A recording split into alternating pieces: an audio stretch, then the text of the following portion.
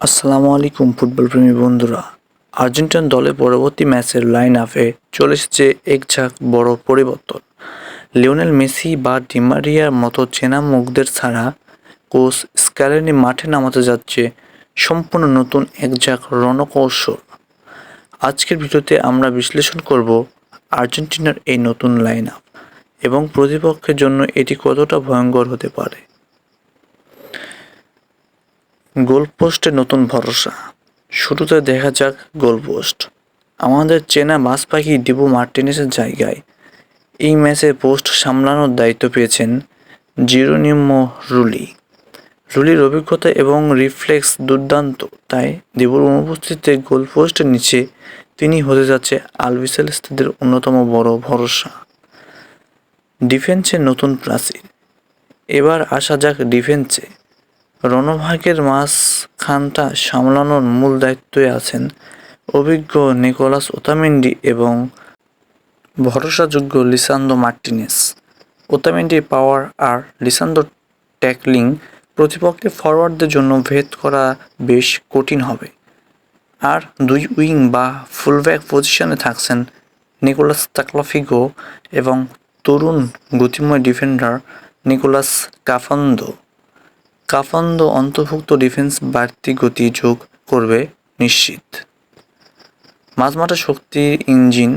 আর্জেন্টিনার আসল শক্তি লুকিয়ে আছে তাদের মাঝমাঠে। এই লাইন আপে মিডফিল্ডের মূল ইঞ্জিন হিসেবে দেখা যাবে কাতার বিশ্বকাপে হিরো অ্যালেক্সিস ম্যাকালিস্টার। তার দুই পাশে দেওয়াল হয়ে দাঁড়াতে প্রস্তুত আছেন ক্লান্তিহীন রদ্রিগো দি পল এবং মাঝমাঠের জাদুকর এনজিও ফার্নান্দেজ। এই ত্রয়ী যেমন প্রতিপক্ষের আক্রমণ ভেঙে দিতে পারে, ঠিকই তেমনি নিখুঁত পাসে ফরোয়ার্ডদের বল বাড়িয়ে দিতে উস্তাদ। ক্ষুরধার আক্রমণ ভাগ। সবচেয়ে বড় চমক থাকছে আর্জেন্টিনা আক্রমণ ভাগে। নাম্বার 9 বা মেন স্ট্রাইকার হিসেবে একদম সামনে থাকছেন ফর্মের তুঙ্গে থাকা লাউতারো মার্টিনেস, আর তার দুই উইং থেকে অ্যাসিস্ট করতে এবং আক্রমণ শোনাতে দুই পাশে থাকছেন জিয়ানইনফান্তিনো সিমেওনে এবং প্রতিভাবান তরুণ থিয়াগো আলমাদা। মেসি না থাকলেও এই ত্রয়ীর গতি এবং গোল করার ক্ষুধা প্রতিপক্ষের ডিফেন্সকে কাঁপিয়ে দেওয়ার জন্য যথেষ্ট।